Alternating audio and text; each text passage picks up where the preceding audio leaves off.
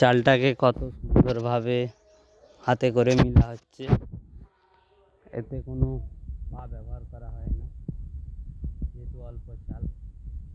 বড় বড় মিলে সব পায়ে করে চাল মিলে, কারণ তাদের প্রচুর চাল থাকে, হাতে করে মিলা সম্ভব হয় না। চালটাকে কত সুন্দরভাবে হাতে করে চৌরসভাবে মিলা হচ্ছে। সবথেকে যেটা জানার বিষয় সেটা হলো চালটাকে প্রথমবার যখন রোদে মিলা হবে সেই চালটাকে একটু মোটা করে মিলতে হবে, চালটা পাতলা করে মিলা চলবে না। আর বলেইছি যে চালটা 3বার অন্তত উলট পালট করতে হবে জড়ো করে।